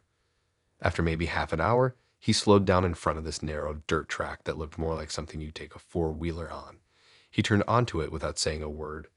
The air got darker under the trees, branches scraping the sides of the car. The road ended in a little clearing with a cabin that looked like it had been built in the 70s and never touched since. It had that sagging roof edge and the kind of faded paint that looked almost gray in the dim light. He parked right up against the cabin, so close I could barely open my door. I remember thinking that was odd, like he didn't want me to be able to just step out. When I got out, the first thing I noticed was the silence. No cars in the distance, no wind, not even birds. Just dead quiet. The air felt heavy and damp, like it had rained recently even though the ground was dry. He said he just needed to grab something from inside before we hung out. He didn't ask me to come in, but the way he looked at me made me feel like I was supposed to. Inside, it was worse. It smelled like stale air and something sour. There were no lights on, just the gray daylight coming through the dusty windows. The floor was uneven, every step making it creak. The living room was basically empty except for a sagging couch and a small wooden table with a single chair. No TV, no decorations, nothing on the walls. The weirdest thing was the door at the back. It had two locks on the outside, like you'd lock something in and not keep people out. He disappeared into another room, and I just stood there pretending to look around. That's when I noticed there was no kitchen. At least not one I could see. No sink, no counters, no appliances, just bare walls and empty space. I pulled my phone out, but it still had no signal. I even held it up near the window like that would magically fix it. Nothing. My stomach was starting to nut up. I thought about just going back to the car and waiting, but then I remembered how close he parked to the cabin. When he came back, he was carrying a paper bag. I couldn't tell what was inside, but it looked heavy. He set it down on the table without saying a word. Then he asked if I wanted to see something cool out back. I said I'd rather just stay inside because I was cold, which was a lie. It wasn't cold at all. He looked at me for a second, and his smile didn't change, but something in his eyes did, like he was deciding something. He said he'd be back in a minute and stepped outside. The moment the door clicked shut, I moved. I didn't think about it. I just grabbed my bag and ran for the car. Of course, the passenger side was locked from the inside, and there was no way to unlock it without the key. I ran around to the driver's side, but his keys weren't in the ignition. I heard his footsteps on the porch before I could even try another door. They were slow, deliberate. I froze, crouched by the side of the car, and waited. He didn't call my name or ask what I was doing. Just walked back inside. That was enough for me. I bolted toward the trees, not even caring if I got lost. My only thought was to put as much distance between me and that cabin as possible. I don't know how long I ran, but eventually I saw a clearing with a dirt road. I followed it until I heard an engine. It was a pickup truck, some old guy driving. I didn't even think about how I must have looked, sweaty, out of breath. Shaking, I just waved my arms until he stopped. I told him I needed to get back to town, and he didn't ask questions. He dropped me off at a gas station, and I called a friend to pick me up. I never heard from Craig again. His number just stopped working. And I've never been able to find that cabin on any map, even when I tried tracing the roads I remembered. The thing that sticks with me isn't even the locked door or the smell or the silence. It's that paper bag he brought out. I never saw what was inside, and I don't think I want to.